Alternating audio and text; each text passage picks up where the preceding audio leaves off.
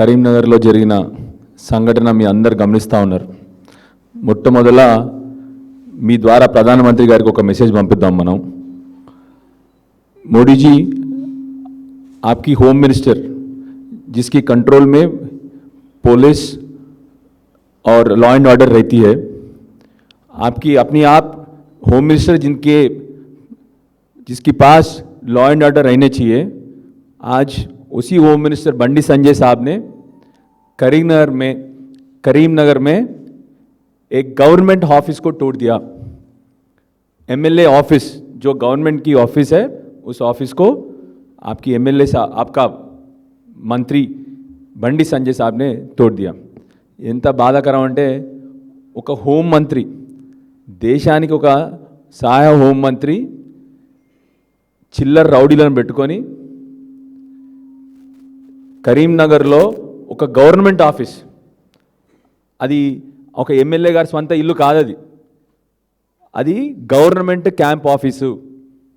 లోపల press meet జరుగుతుంటే బయట నుంచి కొందరు చిల్లర వెధవలు వచ్చి ఆ ఆఫీస్ని పగలగొట్టడమే కాకుండా అక్కడున్న ఎమ్మెల్యే గారి కారుని ధ్వంసం చేసి, మొత్తం ఆఫీస్ని ధ్వంసం చేసి, ప్రజల ఆస్తిని ఇవాళ తగలబెట్టినారు. ఎవరు చేసినారు? పోనీ ఓ చిల్లర రౌడీలు, రోడ్డు మీద తిరిగే వెధవలు అనుకుంటే అది కాదు. చేసింది ఎవరు? చదువు సంధ్య లేని ఒక కేంద్ర మంత్రి. ఇప్పటి వరకు కౌశిక్ గారు ఏమడిగినారు? ఇవాళ ప్రెస్ మీట్లో కూడా కౌశిక్ గారు అడిగింది ఒకటే విషయం, బండి సంజయ్ గారు రండి, విద్య మీద మాట్లాడదాము, ఆరోగ్యం మీద మాట్లాడదాము, మహిళా సంక్షేమం గురించి మాట్లాడదాము, వ్యవసాయం గురించి మాట్లాడదాము, రైతుల వరి కొనుగోలు జరుగుతలేదు దాని గురించి మాట్లాడదామంటే మాట్లాడడానికి చేతగాక, మాట్లాడే తెలివి లేక ఇవాళ ఆ ఎమ్మెల్యే గారి క్యాంప్ ఆఫీస్ మీద దాడి. ఎంత ప్లాన్డ్ దాడి అంటే లోపల ప్రెస్ మీట్ జరుగుతూనే ఉంది, ప్రెస్ మీట్ అయిపోలే, ఇంకా లోపల ప్రెస్ మీట్ జరుగుతూనే ఉంటే ఈ కుసంస్కారులు అందరూ వచ్చి, సంస్కారహీనులు వచ్చి అక్కడ ఎమ్మెల్యే ప్రభుత్వ అధికార ఆఫీస్లో ఎమ్మెల్యే క్యాంప్ ఆఫీస్ని మొత్తం ధ్వంసం చేసినారు. ఇదా బీజేపీ ప్రభుత్వం నడిపిస్తూ ఉన్న దేశం? ఇట్లా ఉంటుందా? ఏం మాకు చేయనికి రాదా? బండి సంజయ్ గారు ఎన్ని మాటలు మాట్లాడినారు? 10 ఏళ్లలో ఒక్క రోజు కూడా మేము వాళ్ళని అటాక్ చేయలేదు. ఏం మా బీఆర్ఎస్ కార్యకర్తలు తలుచుకుంటూ మిమ్మల్ని అటాక్ చేయలేరా? ఒక కేంద్ర మంత్రి నడిపించే పద్ధతి ఇది. ఇక్కడున్న హోంమంత్రి గారు వాళ్ళ పోలీసు సహకారంతోనే, పోలీసులు అక్కడ మీరు అందరు వీడియోలో గమనించండి, పోలీసుల పర్యవేక్షణలోనే వాళ్ళు మొత్తం కారు అంతా పలగొట్టినారు, ఆ క్యాంప్ ఆఫీస్ పలగొట్టినారు. మరి ఇక్కడున్న హోంమంత్రి గారు అయినటువంటి ముఖ్యమంత్రి గారు ఏం చేస్తూ ఉన్నారో అర్థమవట్లేదు. ఎట్లాగూ వారి సహాయ మంత్రి అయినటువంటి బండి సంజయ్ గారు, ఇక్కడున్న హోంమంత్రి, అక్కడున్న సహాయ హోంమంత్రి ఇద్దరు కలిసి ఈ తెలంగాణ రాష్ట్రాన్ని భ్రష్టు పట్టిస్తూ ఉన్నారు. ఇద్దరు కలిసి మొత్తం మా కరీంనగర్ జిల్లానే భ్రష్టు పట్టిస్తూ ఉన్నారు. ఇంతకుముందే పెద్దలు రమణ గారు చెప్పినట్టు మా కరీంనగర్ జిల్లాకున్న చరిత్ర ఇవాళ ధ్వంసం అవుతూ ఉందంటే ఈ కేంద్ర మంత్రి, ఇక్కడున్న ముఖ్యమంత్రి అయినటువంటి హోంమంత్రి ఇద్దరు చేయబట్టి మా కరీంనగర్ చరిత్ర కూడా ఇవాళ పాడవుతూ ఉంది. ఏం జరుగుతోంది కరీంనగర్లో? నిన్నగాక మొన్న కరీంనగర్ కోర్ట్ అంటే ఎంత పాపులర్ అంటే అంత పాపులర్ కోర్టు పక్కనే 5 దొంగలు వచ్చి గన్లు పట్టుకొని దొంగతనం చేస్తే ఇప్పటి వరకు కూడా ఒక్కరిని కూడా పట్టుకోవాలంటే చేత కానీ ప్రభుత్వం చేత కానీ హోంమంత్రి ఇక్కడ ఉన్నాడు. ఆయనకు సహాయం చేసే ఎవరు? కేంద్ర సహాయ హోంమంత్రి. ఈ దద్దమ్మకు ఆ కేంద్ర సహాయ మంత్రి వీళ్ళిద్దరు కలిసి కరీంనగర్ని భ్రష్టు పట్టిస్తూ ఉన్నారు. పక్కనే జడ్జి గారి ఇల్లు, అటు పక్కనే ఆయన ఇల్లు, ఎవరు? కేంద్ర మంత్రి ఇల్లు కూడా ఆ పక్కనే. అట్లాంటి చోట దాన్ని కాపాడాలని అసమర్థుడు ఇవాళ ప్రశ్నించినందుకు ఎమ్మెల్యే క్యాంప్ ఆఫీస్ పలగొట్టడము, ఎమ్మెల్యే గారి మీద కారు మీద ధ్వంసం చేయడము, గివ్వా నీ అసమర్థతను ప్రజల ముందర పెడితే గివ్వా నీకేమైనా వచ్చా? నువ్వు మాట్లాడే భాష ఏంది? నిన్న నువ్వు తండ్రికి పుట్టినోడువా, ఈ కొడుకు పుట్టినోడువా? ఇదేనా నీ తల్లిదండ్రులు నేర్పించే సంస్కృతి? బండి సంజయ్ గారిని అడుగుతున్నా, గిదా మీ తండ్రి నేర్పించింది నీకు? నీ పిల్లలకు నేర్పిస్తుంది గిదే సంస్కారం, సంస్కృత? ఏమన్నా మంచిగా అయ్యే పనులు చెప్పు. నువ్వు నీ పిల్లలకి ఇదే సంస్కారం నేర్పిస్తున్నావా? నీ ఇంట్లో ఇదే భాష నువ్వు మాట్లాడేది? ఇట్లయితే నీ పిల్లలు ప్రయోజకులు అవుతారా? నువ్వు ఒక ప్రభుత్వానికి కేంద్ర మంత్రివా? నువ్వు సిగ్గుండాలి కొద్దిగా మాట్లాడడానికి కూడా. కొద్దిగన్నా నీకు ప్రజలు ఎన్నుకున్న తర్వాత ప్రజల కోసం ఏమైనా పని చేయాలన్నా కొద్దిగన్నా ఆ మనసు ఉండాలి.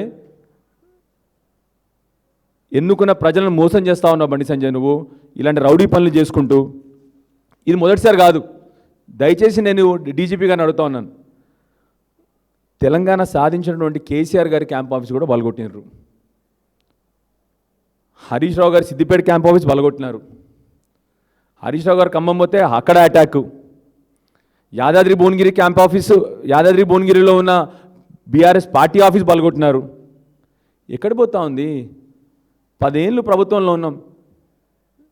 ఎప్పుడన్నా బీఆర్ఎస్ కార్యకర్తలు కానీ బీఆర్ఎస్ నాయకులు కానీ ఇట్లా ప్రవర్తించినారు? ఇట్లా ఏముంటుంది? లా అండ్ ఆర్డర్ పరిస్థితి ఇట్లా ఉంటే రాష్ట్రం ఇంకా అందుకొరకే రాష్ట్ర ఆర్థిక పరిస్థితి ఇంత దారుణంగా తయారైంది. రాష్ట్రానికి ఎవరు ఇన్వెస్టర్ వస్తలేడు, రాష్ట్రానికి కొత్త కంపెనీ వస్తలేదు. మీరు మాట్లాడే భాష అది, కేంద్రంలో ఉన్న మంత్రులు మాట్లాడే భాష అదే, ఇక్కడ ఉన్న ముఖ్యమంత్రి మాట్లాడే భాష అదే దరిద్రమైన భాష. ఎవరు వస్తారు ఇక్కడికి? రాష్ట్రాన్ని భ్రష్టు పట్టిస్తూ ఉన్నారు తెలంగాణ రాష్ట్రాన్ని. ఏ ఒక్కరోజు కరీంనగర్లో ఇట్లాంటి ధ్వంసంలు కానీ ఇట్లా రాజకీయ ప్రత్యర్థుల మధ్య గొడవలు కానీ ఎప్పుడూ ఇల్లేదు. ఇవాళ రాజకీయ ప్రత్యర్థుల మీద దాడులు, బూతులు, ఇష్టం వచ్చిన మాటలు. దయచేసి ఇప్పటికన్నా కోరుతా ఉన్నాను, రాష్ట్ర ప్రయోజనాలను కాపాడండి, రాష్ట్రంలో శాంతి భద్రతలను కాపాడండి. నీతో చేత కాకపోతే ఇద్దరు కేంద్ర సహాయ మంత్రి అయినటువంటి బండి సంజయ్ గారు, ఇక్కడ ఉన్నటువంటి హోంమంత్రి అయినటువంటి ముఖ్యమంత్రి గారు, మీతో చేత కాకపోతే రిజైన్ చేసి ఆ ప్లేస్ను దయచేసి హోంమంత్రి శాఖని మీరు ఇద్దరు కూడా వదిలేయమని చెప్పి మేము కోరుతా ఉన్నాను. మీతో చేత నైతలేదు ఎట్లాగూ. సో దయచేసి నైతిక బాధ్యత వహించి ఇద్దరు కూడా రిజైన్ చేయండి. బండి సంజయ్ గారు మళ్ళీ ఒకసారి మీకు చెప్తా ఉన్నాను ఇవాళ, కౌశిక్ రెడ్డి గారు అడిగిందే నేను కూడా మీకు చెప్తా ఉన్నాను మళ్ళీ ఇవాళ. రండి, ఒక అర్ధగంట సేపు మీరు విద్య మీద మాట్లాడండి. పోనీ అర్ధగంట కాకపోతే 10 నిమిషాల సేపు మీరు విద్య మీద మాట్లాడండి. పోనీ విద్య వద్దు, మీకు రాదు అది ఎట్లాగూ, ఆరోగ్యం మీద మాట్లాడండి. పోనీ 10 నిమిషాలు మిమ్మల్ని కోరేది ఆరోగ్యం మీద మాట్లాడండి. అది కూడా వద్దు. పోనీ కరీంనగర్ జిల్లా వ్యవసాయానికి పెట్టిన పేరు, వ్యవసాయం మీద 10 నిమిషాలు మాట్లాడండి. మీరే మాట్లాడండి. పోనీ మేము డిబేట్కి కూడా రాము, మేము ముందర కూర్చోము, మీరే మైక్ మీద కూర్చొని 10 నిమిషాలు వ్యవసాయం గురించి మాట్లాడండి. పోనీ అదొద్దా? పోనీ గోదావరి నీళ్ళ గురించి 10 నిమిషాలు మాట్లాడారు మీరు, అదొద్దా? పోనీ మహిళా సంక్షేమం గురించి ఒక 10 నిమిషాలు, కేవలం 10 నిమిషాలు మీరు ప్రెస్ ముందర కూర్చొని మీరు రాసుకొని వచ్చి చదువుతారా? చదువుకోండి, కానీ మాట్లాడండి. విద్యార్థుల రీఎంబర్స్మెంట్ ఫీజు గురించి మాట్లాడతారా? మాట్లాడండి.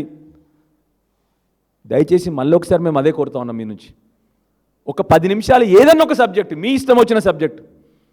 పోనీ ఇవాళ మీరు హోంశాఖ సహాయ మంత్రి కదా, దాని గురించి 10 నిమిషాలు మాట్లాడండి. మీరు మేమందరం కూడా నేర్చుకుంటాం. మా ప్రజలకి నిన్న ఒక పౌరుడు పెట్టిండు సోషల్ మీడియాలో ఒక మెసేజ్, బ్రహ్మాండమైన మెసేజ్ పెట్టినాడు నిన్న. 8 మంది బీజేపీ ఎంపీలలో గత 2.5 సంవత్సరాల నుంచి ఎవరన్నొక్కరు తెలంగాణ విషయాల మీద పార్లమెంట్లో కానీ రాష్ట్రంలో కానీ రైతులు పడుతున్న బాధ గురించి కానీ మహిళలు పడుతున్న బాధ గురించి కానీ 2.5 సంవత్సరాల్లో ఏ ఒక్క బీజేపీ ఎంపీ అయినా మాట్లాడిండా? దయచేసి సోషల్ మీడియాలో పెట్టండి అని నిన్న డిబేట్ పెట్టినారు ఎవరు సోషల్ మీడియాలో ఒక పౌరుడు. మీరు ఒకసారి దయచేసి జర్నలిస్ట్ మిత్రులను చెప్తాను, ఆ డిబేట్ని ఒకసారి చూడండి. 2.5 సంవత్సరాల నుంచి ఒక్క సబ్జెక్టు మాట్లాడడం లేదు వీళ్ళు. ఇప్పటి వరకు బండి సంజయ్ గారు రైతుల సమస్యలు తెలంగాణలో మాట్లాడలేదు, ముఖ్యమంత్రి గారిని ప్రశ్నించరు, లా అండ్ ఆర్డర్ గురించి ప్రశ్నించరు, మహిళా సంక్షేమం గురించి ప్రశ్నించరు, మన రీఎంబర్స్మెంట్ ఫీజు గురించి ప్రశ్నించరు.